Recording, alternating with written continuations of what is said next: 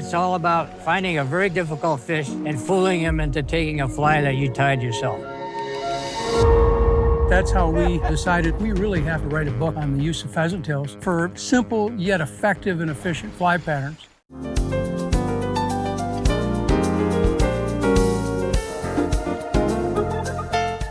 Welcome, everybody, to another episode of Wading Wisdom. Today I'm with Mauro Mazzo in northern Italy. We're going to talk about Mauro's new book that he wrote with Yvon Chouinard and Craig Matthews, and then we're going to talk about nymph fishing. Mauro, great to have you. Thank you, Leo, for hosting me. Tell us a bit about your new book and how the idea for that book came about. So this book came after our first book, Simple Fly Fishing, that was quite successful in suggesting people to have an approach more simple to fly fishing. And so we say, can we go any further? And that's how we went. I mean, we pick up more or less one pattern that was the pheasant tail and make it in different variation, but always with the pheasant involved to fish more or less all kind of species. So we went that far that we use the pheasant tail in salt water for Atlantic salmon. And at the end, we were not that surprised, but it did work well in all the situations. So we, Yvon, Chouinard, Craig Matthews, and myself, sit together. And what we did basically was to study a setup of flies for white fly, that is Yvon business, dry fly, Craig, and nymph, myself. And then we added some fly for bonefish and for Atlantic salmon. Actually, for Atlantic salmon was not even a special fly, but was just an ordinary pheasant tail wet fly that we discover does really well also on Atlantic salmon. And what makes the pheasant tail such a great material and fly in the end? To be honest, we don't know, but we have to say that pheasant tail and ale's ear and peacock are the three material most used in tying partners. So must be for a reason. And we all love the pheasant tail and the pheasant fiber, and we use it a lot. So we say, why don't we try to concentrate just on that and come out with very few flies to cover many situations? And we think it worked. Pheasant tail sounds familiar to a trout fisherman, I would say, but bone fishing is not really sort of the genre for a pheasant tail. Yeah. On that case, we say we might be pulling the rope too much. Yeah. But we did just let's say like a crazy Charlie fly with chubby heads for bonefish, and I think the bonefish doesn't look at the kind of fly itself. It just sees something in the sand moving with twitches and get it. Yeah. And so we try in Cuba, we try in Bahamas, and it did work.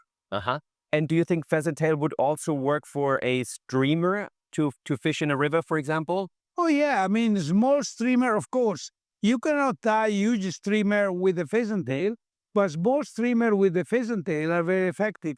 Of course, we added other material to make it, in the case of streamer, more alive, like CDC. But the pheasant tail has always been the base for that. Yeah. I remember, Mauro, the last time we met was also the first time. Yeah, we talked about tenkara fishing. And back then you said tenkara is so great for beginners because it basically takes away the fact that you always feel like you have to make a longer cast, right? Whereas you focus on the cast. Is there a bit of a parallel when it comes to pheasant tail in flies, for example? Definitely. I mean, that's a real good point because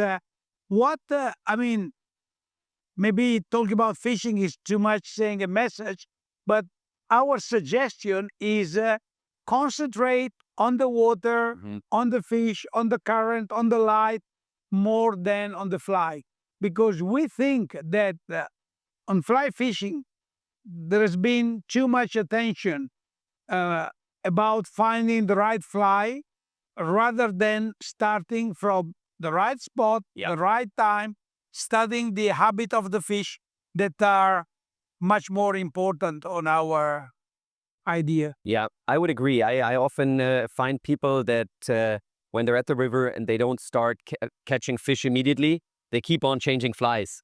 And I think, like you're saying, the most important thing is that your fly fishes well, is in the water, and has a chance to get in front of a fish, right? Instead of always changing. And I think it also does something to the psyche. I think at some point you're not really convinced of what you do anymore, and that definitely makes it harder to catch fish. Oh, yeah, you get confused. I mean, I think talking as a nymph fisherman, that is most of the fishing I do, I justify changing fly just to change the weight. Because, of course, in nymphing, the speed of the fly is of paramount importance. But actually, once you change with exactly the same fly, you change the weight, and immediately you switch a no fish day in a good day. Yeah. When you say when you're nymphing, is that sort of classical nymphing that you do mostly, or is it your nymphing? What's your go-to method? I do everything. I mean, I'm very curious. So when Euro nymphing came out back in the beginning of 2000, I went to Czech Republic and fished with some Czech Republic competition guy to learn it, to know how it is. And so this is today my number one choice. All different. I mean, they gave too many names to the same thing nowadays. So they love to call it Euro nymphing, Spanish nymphing, French nymphing. At the end of the day, is nymphing. So we do fish the nymph, and instead of using a 5-weight fly line, that was what we did 30 years ago, today you use either a mono or a 0.55 nymph line that is a fat mono, and that's it. And what's your take on people saying Euro nymphing is not really fly fishing anymore because the cast that you make is more like flipping out a line in a way? Yeah, you're right. It's very complicated to define what is real fly fishing. And I like to stay out of that discussion. I mean, of course, if you put a 10-gram streamer on a mono, that's spinning. But if you use a very light line and small nymph, is nymphing. At the end of the day, when I talk about fly fishing, I think that within the rules that the river has got, everyone should be free to do what he enjoyed the most. And I also have to say, I only started Euro nymphing a short time ago. I thought it was also quite technical in the beginning, right? You have to understand how the drift works, how to flick the line in the right spot. So it might seem like it's a cheat code, but I still think there's some skill to it. Definitely. I have to say, not because I do it, but it's definitely the most difficult kind of fishing that you can do with a fly rod. The thing is that before, again, talking about real fly fishing or not, so many people fish with a strike indicator and a fly line, and the people that like the dry fly say, oh, that's not fly fishing, that's fishing with a bobber. Now, the Euro nymphing came in, and now the people forgot about the strike indicator. They concentrate on the fact that we don't use a proper fly line. So at the end of the day, I call it evolution. So I'm very happy to use the dry fly in a place where the dry fly is the best choice. But if I fish a spade river with very high water, I fish the nymph. Yeah, makes sense. And when you say you fish the nymph, is that mostly for trout and grayling out here in Italy? Or do you also, for example, fish the nymph for salmon when you go fish for them? I do fish the nymph for salmon. And although in the last 10, 15 years, I've been lucky enough to fish every year in Labrador. And in Labrador, we fish for Atlantic salmon. 80% of the fish we catch are on dry fly. Uh-huh. So that's quite unique. But through the years, I experienced nymph fishing for Atlantic salmon, and I share this experience with real good fishermen in Ireland, in Russia, when we still went to Russia. Also, the nymph can be good on both Atlantic salmon and steelhead. Uh-huh. And when you say Atlantic salmon on the dry fly in Labrador, from my experience, that's something that's not very common over here in Europe. For example, Norway. Do you have an explanation for why they take a dry fly over there? I mean, we've been doing it now for more than 15 years, and every year we talk about it. The last thing that more or less we all agree about is that we think that the Atlantic salmon there, they come up to spawn in the river we fish are small and clear and full of insects, because it's a very different way to fish the dry fly there. You don't fish the bomber that you fish like in Norway or in Russia with good results, but mainly doing some kind of putting some kind of action to the fly. The only fly they take in Labrador is the bee or something similar, and it has to be dead drift to perfection without any drag. Yeah. If it's got any drag, they will take it. Yeah. Mauro, let's go back to the nymphing. When you come to a river like here, what's your approach when you get to the water? Do you scan the water first to see if there's some dry fly action, or do you start with the nymph right away? No, to be honest, it depends from the time of the day. If it's 9 o'clock in the morning, most of the time there are no hatches, and that's another reason for which nymphing is becoming more and more popular. Unfortunately, hatches went down, so with no hatches, yeah, you can blind cast on a dry fly, but the nymphing give you much better chances. So, like early in the morning, like today, that is a beautiful day of October, by 10, 11 o'clock, start some hatches. Actually, I see some bugs in the air. Yeah. So it'd be good to try also the dry fly.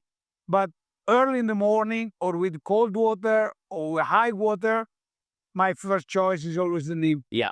And you said the pheasant tail is a nice pattern because Yvon likes the dry fly and Craig uses them as a wet fly. Is wet fly fishing something that you still practice? Oh, yeah, I do both. Actually, the one of the trio that is really master on wet fly is Yvon, and Yvon made it to an art because he give action to the fly. He knows he changes the size of the fly very often, and he catch real nice fish on wet fly. But you have also to know which kind of water you have to fish with each technique. Because if you fish a super fast water, deep with a dry fly, your chances are not big. But if you do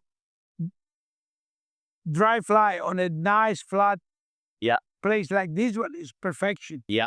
That brings me to another question that I want to ask you. I've talked to a couple of people this year that told me that their new favorite rod is something in the range of 9'9" 3-weight, because it's a very versatile rod. They use it for euro nymphing, but they also use it just with another reel and line for dry fly fishing. Is that something that you've discovered as well? I agree. I mean, today, most of the people that are in the competition world, for other reason, because they like to fish, to have the fly very close and to keep it under control, they use very long rod like 11 and a half, or even 12. But I think for the ordinary fishermen that want to enjoy the fishing, the 9'9", actually nowadays is my choice because a 3-weight, 2 or 3-weight, depending from the size of the fish and the size of the nymph, but is a real good all-round and is a pleasure to cast with for dry fly. I always fish 2 or 3-weight line. Yeah. So I think what's also nice about this rod is, for example, if you're out on a day's fishing and you don't want to bring an extra rod, then you basically have a lot of variability in your fishing that you can do throughout the day. Oh yeah, definitely. If you leave out the streamer, that of course cannot be done properly with a 3-weight, For all the other technique, if it's a good road with a nice progressive action, one thing I always recommend, don't take the ultra fast road that were fashioned a few years ago, because they're not fishing tool, they're casting tool. Okay. You don't want a 3 weight that is a 5 weight in reality, because they want you to make 30 meter, but 30 meter cast does not exist. Even 20 meter is a nonsense. A nice progressive that bend all over the length is perfection. And what's your go-to when it comes to leaders? You said you use a monoline. And what's the setup all the way to the fly? To be honest, when you talk about nymphing, I go always with a straight tippet. Yeah. I mean, at the end of the mono or at the end of the 0.55 fly line, I attach a straight tippet that goes from 7x grayling in the winter to 4x trout in all through the season in places where you know that the trout can be big. Then I go even grayling. Sometimes I fish 6x, and the only reason why I use for me to use this thin tippet is to have the possibility to use lighter nymph. Not because I'm afraid that the fish see the tippet or leader that does not exist. The problem is if you use a leader that is too thick, you need the heavier fly to go down. And when you say a lighter fly, does that only refer to the weight, or does it also refer to the size of the fly? Mainly the weight, although weight and size go together. But today, the nymph fishing has become much more flexible. So you've got 16 hook with 3.5 bidet. Before it was 2.5. So now people realize that the smaller fly with a bigger bidet doesn't tangle in the bottom as much as a big fly. And then do you also use hooks that, jig hooks that are standing up? So I use the jig, but only as a point fly, because the jig on the dropper will twist if you hold it, and eventually you will tangle your dropper to the main line. So I use jig just on the point fly as a point fly, and then as a dropper, either straight or group hooks. And in terms of dropper and point fly, what's the distance in between those two for you? Let's say there is not a rule, but you go from, if we want to say the majority of the times, from 40 centimeter, that is my minimum, to 60, 65 for big river where you want to explore more water, or to explore better the water column in depth. And do you also fish a dry dropper sometimes? Oh yeah, I love it. It's one of my favorite kind of fishing. I really like it. I mean, here, I would fish the dry dropper. A small nymph under a dry. My favorite dry for doing that is the clean camera. Or the other one I use when I've got mayflies around, the Branco Killer. And with a small pheasant tail, 18, black beaded, killer. The discussion I had with a few people, I always mentioned the Klinkhammer is my one go-to fly. When you said pheasant tail, I think, if I had to pick a fly, the Klinkhammer is a beautiful fly that works in so many situations, I think. And oh yeah, the Klinkhammer is my go-to when I go for a dry fly, because when I go for a dry, quite often I go for a dry with the nymph. So the Klinkhammer hold very well the nymph. And is a good fly anyway. I mean, if you fish even on a hatch when you don't know what to do, sometimes the clean camera, maybe because the body is breaking the film, it does work. Great, Mauro. Maybe to wrap it up, you have a final recommendation for people who just want to get into nymphing. What's the most important thing when you start using that technique? I would say one setup, keep it simple, and concentrate very, very much on the weight of the nymph. I mean, I will never insist enough on how important is to have a drift at the right speed and of course in the right place. So spend more time looking at the water rather than approaching the river with 1 zillion casts without looking what you're doing. Think why you want to cast there, why the fish should be there, because fishing always starts from recognizing where the fish are, what they're feeding to, and then number 3 is your technique. But if you don't have the first 2 points clear, you never be successful. Yeah. Great, Mauro. I think we've covered a lot of things from your book through nymphing and a bit of dry fly fishing in between. Thanks. Is there anything we need to add from your end? I mean, as usual, we try to make people aware of how important is to spend some hours on conservation more than just fishing. So I always invite the people I know, especially maybe during the winters, to spend also some hours in helping in conservation stuff, or for the people that loves the web, joining any kind of things going on for conservation, because if we don't care about our river, eventually we will not fish. Yeah. Thanks, Mauro. That was great. We'll have a link to the new book Thank you very much. out in the descriptions, and I wish you all the best for the book, and I hope we get to fish together soon. Thank you very much, Leo. We'll definitely do it. Thanks, Mauro. Thank you.